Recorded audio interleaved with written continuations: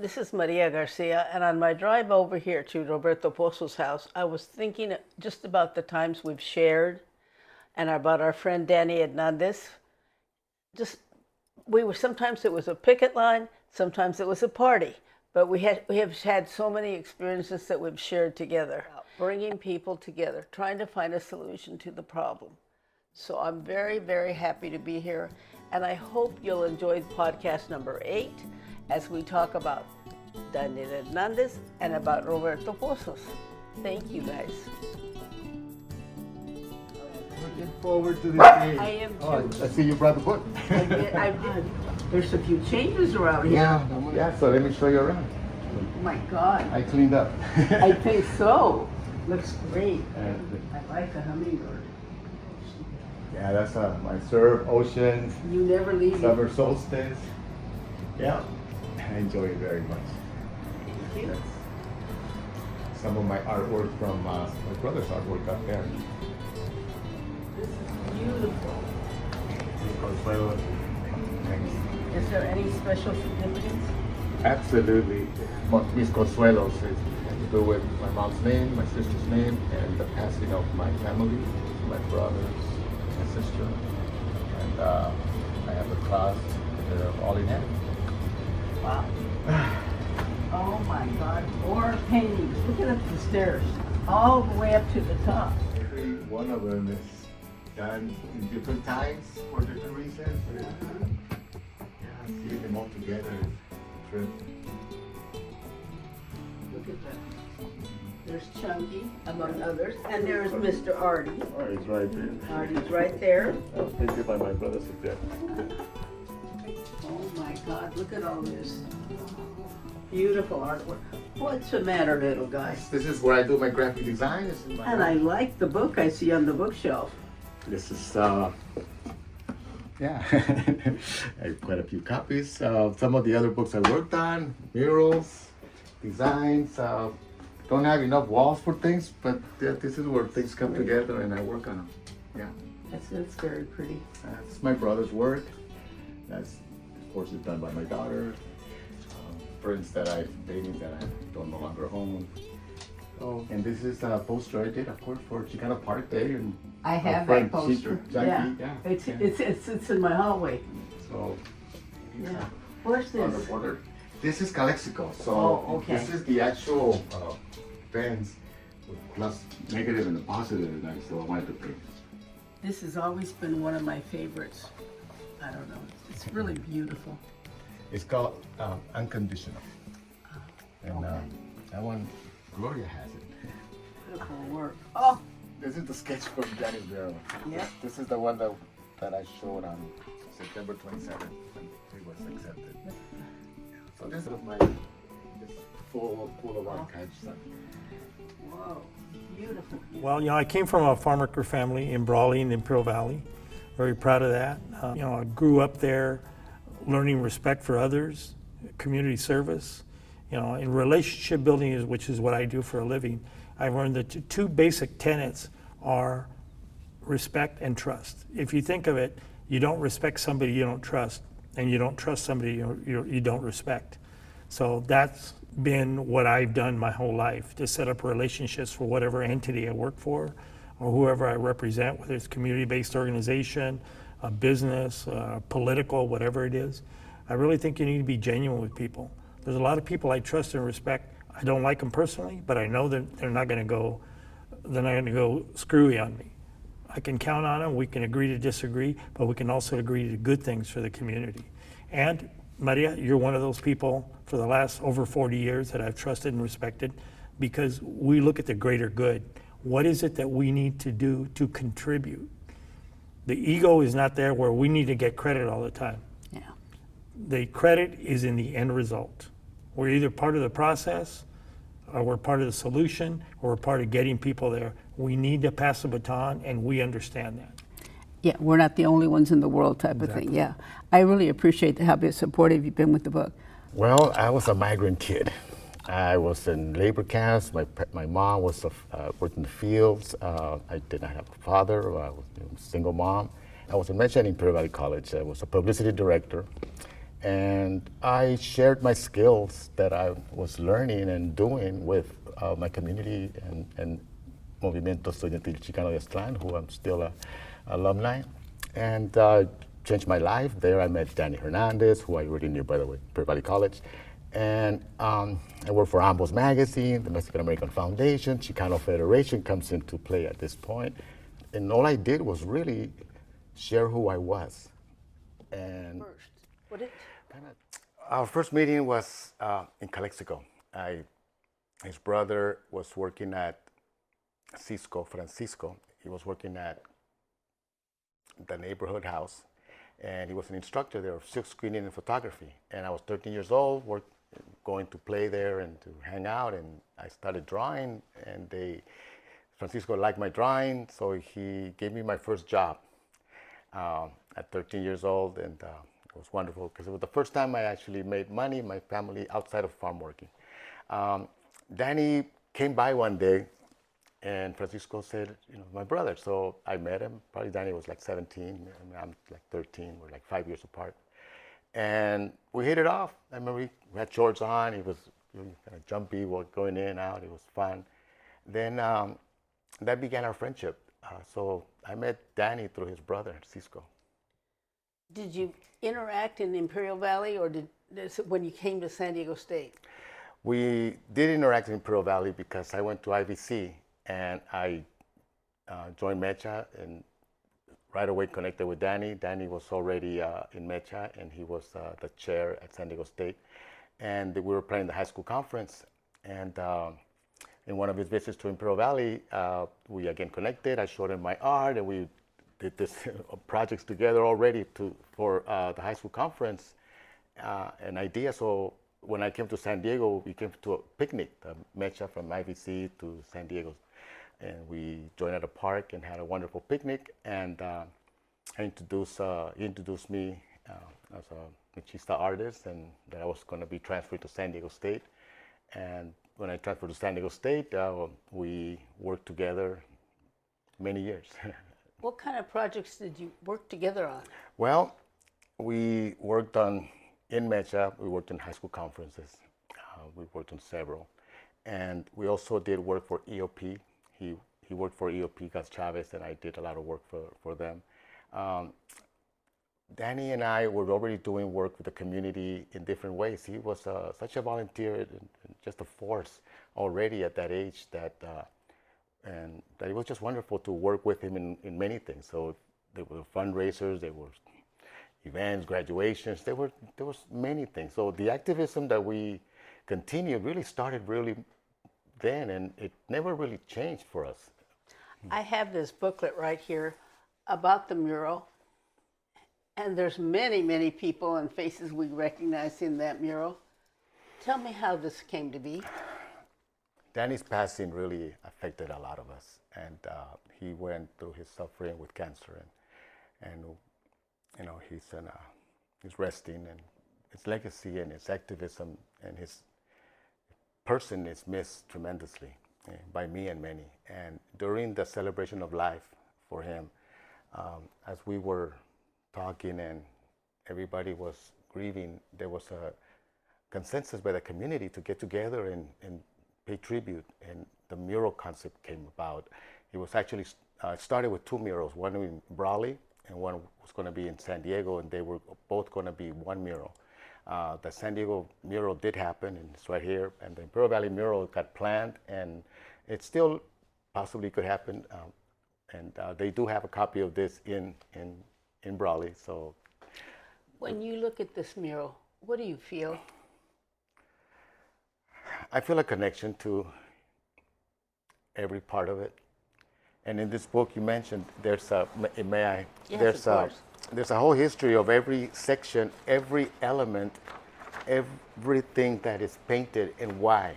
So the committee that we formed during the celebration of life, the committee was, like Adela said, a mighty committee. And we all had a similar vision to commemorate a life of activism. So Danny exemplified a life of activism. He showed what it looked like. And I don't think he did it on purpose, but he embodied it. So I mean, he received an award for being Volunteer of the Year in 2015 by the Union Tribune. He had many accolades in this same regard. Just a leader and a visionary, and I'm honored to have painted this mural, which is 10 feet by 20 feet. It's at the MAC project. You can visit it, visit the murals in the community room, and it's a wonderful room where many organizations come together for graduation events, and it couldn't be in a better environment. We have a community of individuals who are part of its life and organizations, and it just feels like I couldn't do enough. And I witnessed it, I lived it with him, and he was the real thing. And I feel strongly that he can be the example and will continue to be the example of a life of activism, of giving. Whether he worked for the corporate America, like, as you know, he never left his community. He uplifted, and not only communities, Chicano Mexican-American, he was in every community. He represented everybody, and he was quite a force. He was very multicultural, and he also felt very strong that when you join corporate America or any other job, that you still stay active, that you still have an opinion, that you don't sell your soul. And Danny proved that over and over again. So, after you're at State, what happens? Where do you guys go? What direction? Well, after San Diego State, we continued working together. He worked for the Chicano Federation, and it was an account that we worked on for many, many years. I worked on it for over 20 years. And Danny and I worked on it forever, just creating different material for them and so on. So after San Diego State, I went into getting a job and getting located, and he did the same thing. But our connection to the community and through graphics, and because I was freelancing at this point, not yet in business, it was 1983 and so on. Then when we would talk, we would always talk about working together. And I remember I was designing different things for the community, like for MAPA. That was 1986. It was Danny, the one that opened the doors. We did some conventions. We did work for MANA. We did many projects together, and it was like a glove. He had his position with me forever. And for those of you who do not know, all the organizations that Roberto mentioned are community organizations. Correct. They're basically grassroots community organizations. Correct. So we were there at the beginning with many of the organizations from MANA, helping them in many ways. So go on and on. You can see in the logos here how many they are that we're connected through them, through all of them. So for many years, he was able to open doors through my company and being able to say, we can take your event or your special occasion and help through artwork or PR and marketing, and we did do that. He would write the proposals. We would, go after these ideas and with passion, and we worked on them really hard. So in time we had a pretty good background. Reputation was growing that we were working as a team. We grew. From that point, my staff ended up being like 5, and Danny, of course, was always there and had his office. It was wonderful times that connected us. He worked forever. He worked in the community. He worked in many organizations, and if he ever had a pause or he wanted to work, he always had an office. So we always worked together. So sometimes he would go work, for example, he worked at Miller Beer for a while, and I designed some packages for him there. And he worked for many organizations that I ended up. Pepsi, I did some work there too. I remember when he worked at Community Health Group, we designed for Community Health together, and he was hired. And while he was doing the marketing for them, we worked together continuously. So our connections grew in many ways. He eventually became his own boss with his own company, Imagery, and did very, very well. And I continued with him as his art director and designed his material, whatever was needed, and we roll our sleeves and trust. I know that Danny was very proud of your work. He was a real supporter. Do you have any feelings or anything to say about that? My carnal, my brother, we were proud of each other. He was an excellent writer, excellent communicator, was able to put abstract ideas and thoughts into writing. And in the world of graphic design and communication, it goes together with your visuals. So I was able to add my visuals to his impacting words and form teams. And without teams, sometimes you don't get very far because you're alone, but with teams, it works better. And trust, like I mentioned a little while ago. He had the trust in me, and I had the trust in him. When he was very ill, and I mean very ill, and I needed one of the stories edited, I called him and I said, "Can you do it?" He said, "Yeah, bring it." He never said no. I don't think that was part of his vocabulary. No. He always wanted to help. Always. And that meant so much to me because we were very close. He was one of my best buddies. Yeah, he had a way to make us all feel like our ideas were all with merit, and how supportive he was. He rolled up his sleeve and got things done, and that I enjoyed because sometimes we were there cleaning up, or picking up, Not very glamorous. Yeah, but you did it still with this motivation of accomplishment, or what are we going to do after this event? And there were so many events, so many dinners, so many wonderful occasions as associates and best friends. We were roommates at one point, right after San Diego State. You asked about that. We did so much partying together, and of course traveling. We would travel to San Jose. We would do different travels because we had friends all over the place. We did a project for Summer Institute of Leadership and Computer Awareness in San Jose, and he took me, and I did some publicity and artwork for the farm workers, and it was great.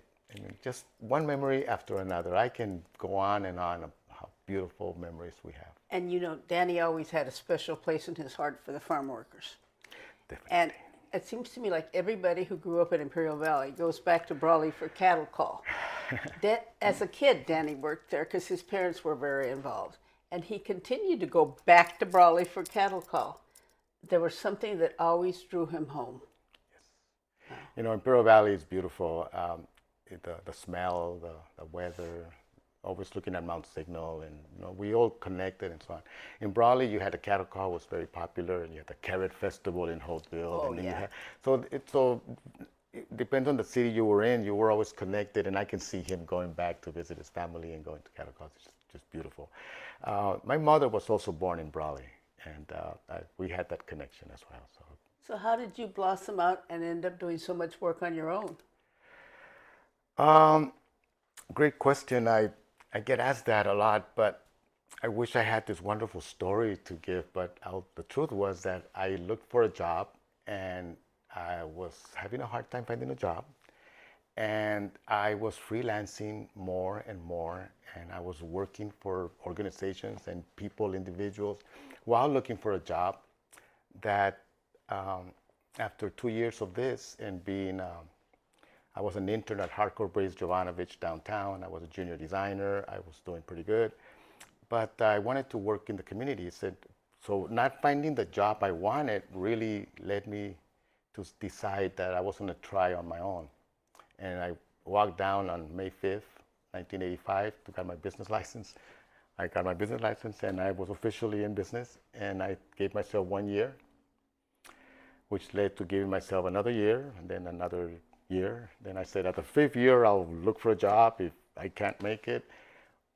But it was on. It was no turning back. I didn't really realize how it was just going to become our way. What does your art mean to you? Well, I have this need to create, almost like if I don't, I I feel something. So I enjoy creating. I enjoy art. I enjoy all the different mediums. It means communicating. It means expression. It means color, vibrancy. It means culture. God, there's so many meanings in art. I embody and I embrace all of it. I wouldn't be able to paint one of them. There's joy in it. You can grieve through art. You can celebrate through art. So I enjoy painting and doing art when I'm happy, when I'm sad, because artwork comes out different. And sometimes you don't have a need to create because you always have to be happy. And sometimes you do things because you feel them. Like painting this mural was very emotional throughout. I would invite artists to come and paint with me, and it was wonderful, and enjoying. And so it's healing. Logos. Let's talk about logos for a minute. You did Casa Familiar, you did Border Angels, Southwest Voter Registration. Do you have a favorite? Great question. Your logo, of course, is one of my favorites. We made San Diego, and I have many favorite logos. I like them all. They all mean a lot. They all need to take care of their audience and their message for them. But as I look at them now, that they've been around for a long, long time, I'm very happy with the ones you mentioned. House of Mexico is very proud of that one too. Centro Cultural de la Raza logo. I love it. I can't say enough. I did a logo for Mujeres de la Tierra in Los Angeles with Irma Munoz. Irma Munoz gave me my first logo job when I was a student at San Diego State, and she was a Mecha representative. A Mecha rep, just advisor. And we reconnected many years ago, and so I've been designing her Dia de los Muertos events with the logo, fresh new logo. And I recently did a logo for the Southwest Border Registration Project that you mentioned. And that was a national logo, and I couldn't be more proud of that. You've worked on murals in Chicano Park. Yes, I have. Thank you. Tell me about that. Well, Chicano Park means a lot to all of us. All of us. Many of us have connections. You were there in the takeover yourself. I worked on several murals. One of them was the Brown Image mural that you toured with me, and we walked around. It was a beautiful time. Let me interrupt you.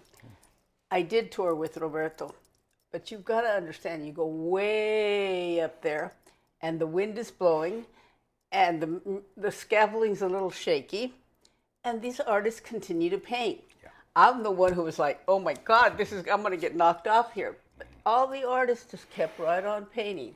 Yeah, that mural is particularly beautiful to me, and beautiful in the way it was executed, because it was done with airbrush. And the airbrush is small, and the air is small, and precise. And you have to have technical abilities. You have to at least have experience, because we had a deadline and we had to work. So it was beautiful. Henry was the one that directed it from his concept that he had developed, and it was all about the Brown Image Car Club in the 70s, and it had a beautiful theme. They had ideas that were well planned, and by adding other ideas such as the Virgen and some of the components that I added to the mural, and I just feel real connected to it because it was a volunteer project and mural, and I helped raise money through GoFundMe for the artists and make sure that all the artists got the credit that they deserve, because they were all wonderful artists. We were 10 artists, and just stands there as a beacon. When the light hits it, it looks like an obelisk. Let me say something about Henry. There's a picture of me at Chicano Park when it was the takeover, and there's kids digging and digging, and I always wondered who was that kid with the shovel. And one day in a conversation in the parking lot, I said something about it, and he said, that was me. And so since then, I've always called him the kid with the shovel. I use his name sometimes, but he will always be the kid with the shovel, who had a lot of commitment to that mural. Yes, he did. His brother was president. He himself, his so his wife is part of the thing. And if you look at the mural, you see the history of the car club, but you also see the history of the park and the takeover. It's really, really important because it happened in the 70s. So he wanted to make sure he covered the 70s. And I'm really proud of that mural.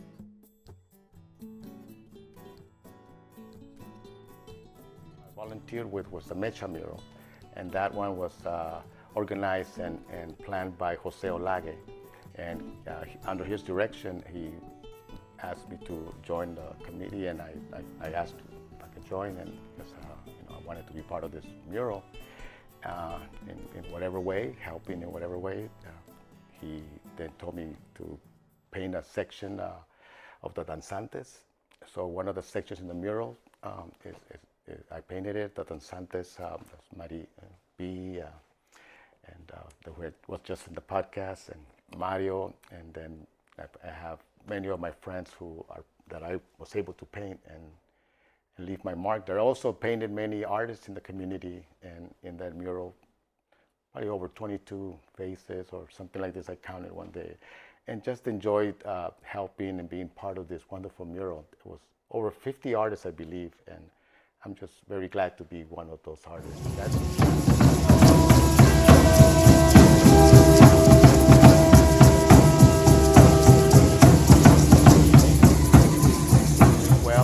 I was the lead in a mural restoration with 3 assistants. Two of them were, all 3 are very good artists. And the restoration mural, I was there when the original artist came. Tell us about that. That was so amazing, not planned, just right out of the clear blue. Right. So we were in contact throughout the process of the mural, from the concept that she had to what it meant to her 54 years ago, 55 years ago when she did it. And after talking to her several times by phone, I understood more of what they were doing then. So with her permission, we then restored it with bringing some of these elements to in a brighter way. We increased the size of it to include more clouds.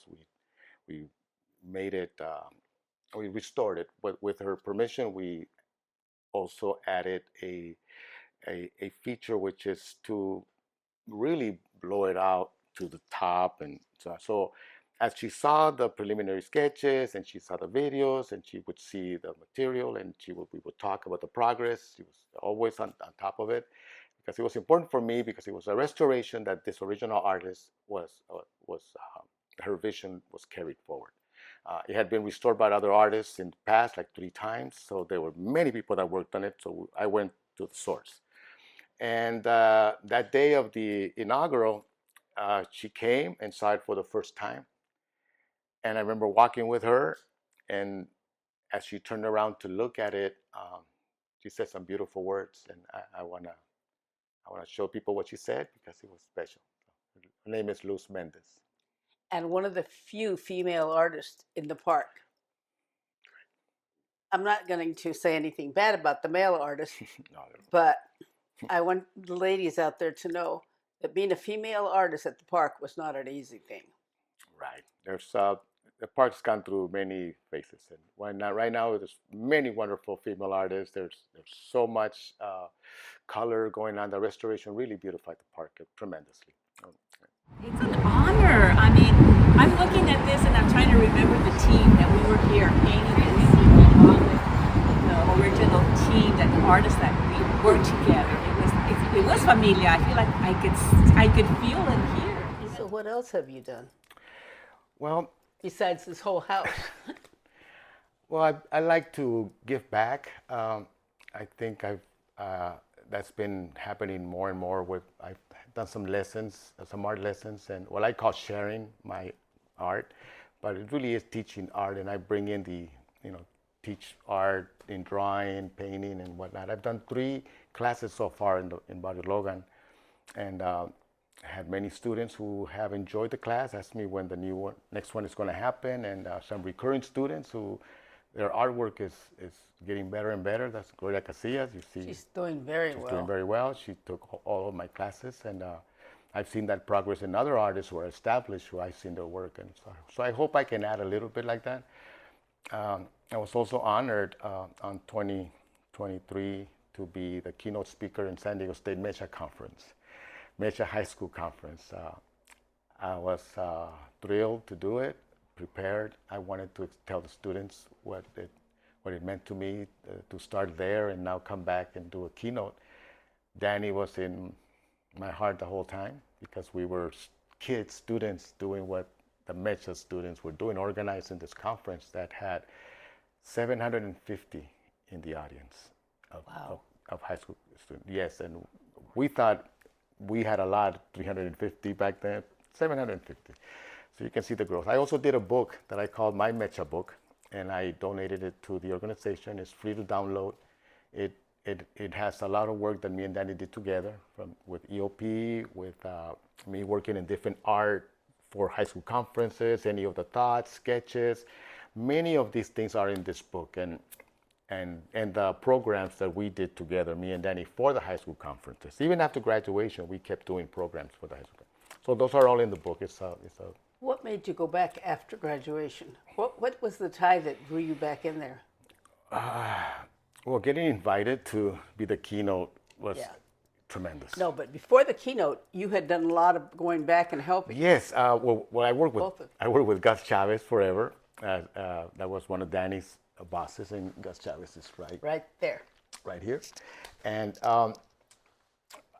we connected in many ways because he was also connected with El Sol de San Diego, which was a newspaper that ran forever, for many, many years. I did all the covers for that one. And while Gus was running and doing the work for the EOP, I did the programs for EOP. They had their own directories. I also did some logos for him for different events or things. This is a beautiful book, and this part is about you. Tell me about this. I mean, all of a sudden, there's a book about a muralist in Chicano Park in San Diego, California. Well, the way I'm very honored to be featured in this. It's a book that you can download, and it's a European publication, and it's talks about murals all over the world. I met the author as he was visiting one time San Diego, and I gave him a tour of the park. And then he visited my house, and I gave him a tour of my house.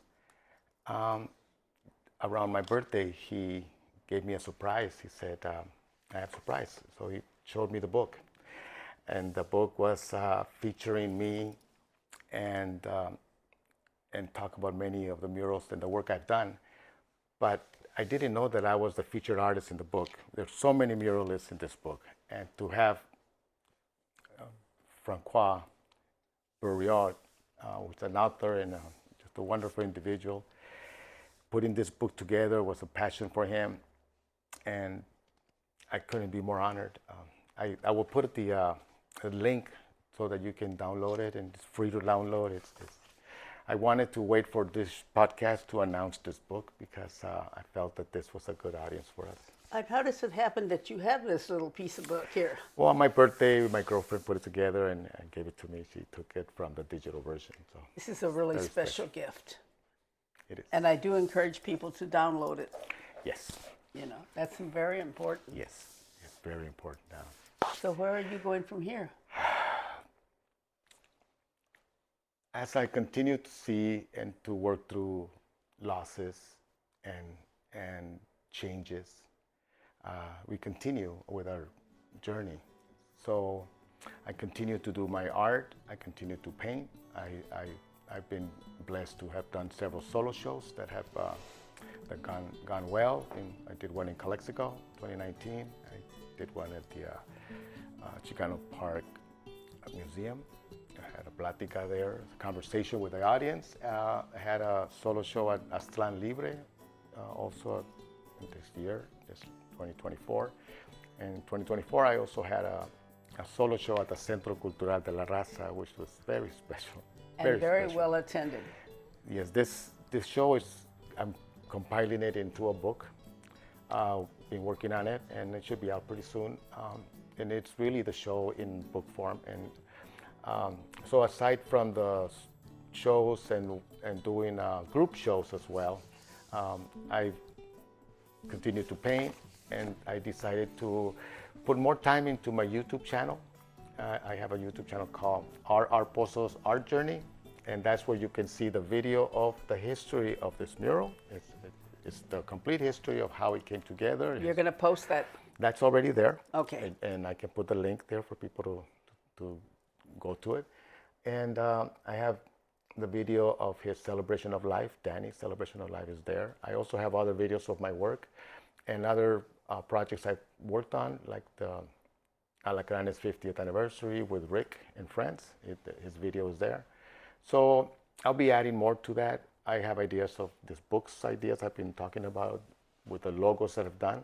I've done so many logos that I'm putting a book together on that, posters. And so it's a way of putting together the 40 years into some comprehensive way of having it mean more. Okay. I want to discuss our relationship and this beautiful book that you put together. I had other people say they'd like to put a book together, and I didn't pick up on it for whatever reason. And then Roberto said, we can put this into a book. And it was like, okay, let's do it. And we did it. He did all the layout. He did all the pictures. Oh, well, I supplied the pictures, but he decided where they would go. And we have a lot of stories. One of my favorite things when I see this book is people who say to me, I didn't know that about my Nana, or I didn't know that about my Tata. Tell me the kind of comments you've gotten or what you thought of putting together this book. You know, this book was done during the pandemic. Yes. We both were stuck. I was blessed to be doing the IVC mural at this time because I would go there and paint alone in this empty library. The mural is 60 feet long. It was dedicated on April of 2023, and I dedicated it to the students of IVC, to the communities of Imperial Valley, and to my friendship with Danny. That's the dedication of this mural. So I look at this book and I see that time we were in.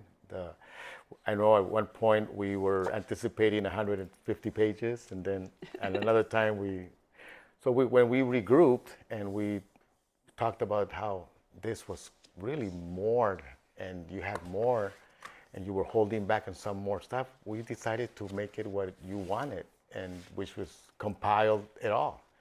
It's a huge book, but it's also well worth reading.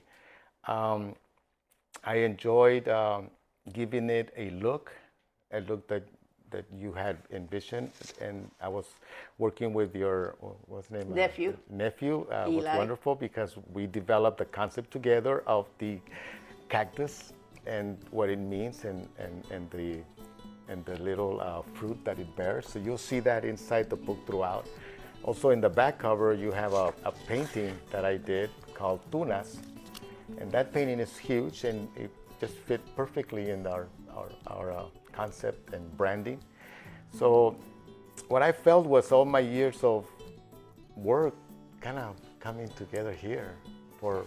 I have to tell you, my nephew is a quiet young man, and he'd come and take it all in. But I never heard, oh, wow. He'd say something like, well, he really does nice at work. But he would go home and tell his mother, you won't believe what Roberto did. He did this and he's done that, talking about you all the time. He was so proud that he had a chance to work with you, and that you had a chance to mentor him. Just a young artist, wonderful artist. He had ideas, and I wanted to hear them because at one point we didn't know we were going to take the cover this way or that way or this way, and I wanted to explore different ones. And we kept coming back to this idea of the cactus concept and the cities. So it was fun working with him. Yeah. Thank you. I know that things are different now. Let's talk a little bit about your personal life, if you're willing. I know you have 2 grandchildren that are your heart and soul. Talk a little bit. That's Robbie and Victoria. And Robbie's 15, Victoria is going to be 10. They're wonderful, and they're I love him very much. I miss him all the time, all the time. They live in El Centro. And I was able to see Robbie a few weeks ago before he started his 10th grade. And we spent the weekend here in my house, and it was great. I adore them. I met Robbie about 6 years ago, and we were at the library, and he just was so proud of you. And he wanted to say things, but he's kind of shy at times, but he did say some stuff about you. Yeah. And he was very, very proud. Yeah, he enjoyed that day. He was there through the makeup, and then you had us do different things. And at the end, I asked him, I said, what do you think? And he said, I learned a lot. He said that it was really well done. He had an impact that was really special. I was glad he was there that day. That's good. And, I was too. And your personal life is pretty good too. I have gone through a lot, and I'm happy to say that I'm in a relationship that I'm doing well. I'm dating Carla GARCIA. She's wonderful, and we have grown to do many things together, and so we have so much in common. She's an artist. She's a historian. She believes in keeping history. She's very interested in history. Very interested in history. She loves surfing, even though I never intended to, introduce her to surfing. It just happened that we went to the beach, tried it out. I saw the glee in her eyes, and I was like, I think you. And she's almost a year. She's surfing already. So we need to talk a little bit about your health. And you're being very open.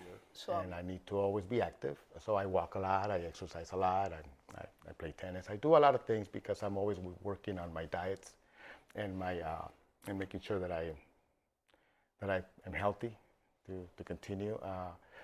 I work a lot on my stresses and make sure that my anxieties are okay. Luckily, I do things that are free my anxiety, like art. I like to play guitar. I enjoy sunsets and spending time with. Let's stretch that a little bit, because you surf. You surf when nobody else is out there. And I would think your legs would be clear and strong and perfect. Well, always making sure you're following directions, and that's been my life for a while. So being part of these murals, these exhibits, being in the community, giving back, doing whatever I can, it's part of this. I guess we all go through this, and we all go through loss. I lost my brother, Cipriano, that same year, 6 months after Danny passed. And so I lost my two brothers. My brother lived with me. He's just my best friend, my buddy. We painted. He's an artist as well, and I will one day do a book of his art. Played music together. We just shared everything together, and I miss him dearly every day. Roberto, first of all, I want to thank you. I want to thank you for all the work you did on this book, but I also want to thank you for being a good friend and for being so open. Not everybody would be as open and ready to share as much as you're sharing right now. So I want to tell you that I thank you and I love you. Thank you, and I love you too.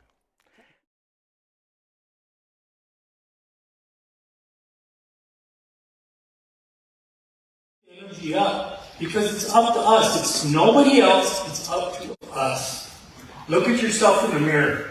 What are you satisfied with, and what are you not satisfied with? Is your belly full while other people's bellies are empty? Is your mind wandering when it needs to be focused? Let's get back. Education, I said pass the baton. We need to pass the baton and help those. Advocates that we have that are young and up and coming, whether you're a mayor in National City, or you sit on the Southwestern College Board, or you're a mayor in Oceanside, or you're a city councilman, or you're a new assembly person. We've got to help our people move up the system. That's how other groups do that. We can do that with coalition. We make San Diego for a purpose. It's been built on our backs. As a farm worker kid, I remember working for $1.65 an hour in 120-degree heat. in the Pearl Valley. You know, you grow up and you do things. Cruz Reynoso headed Sierra LA. When he ran for assembly, I went with my mom door to door to get people to vote for him. You know, there's a lot of things that happen, a lot of things that we can do, but we need to have the ganas. We gotta get that ganas back. You know, if you work for a corporation, let's support those people, but let's also give back. When you open the door, don't crack it open. Kick the motherfucker in. Yeah, Daddy. Help people help themselves. It's up to us. Somebody took a risk and wrote a book. It sent a ripple through our community, and hopefully that lasts for a long time. We love you, Maria. Okay, now let's party. I did want to say one thing.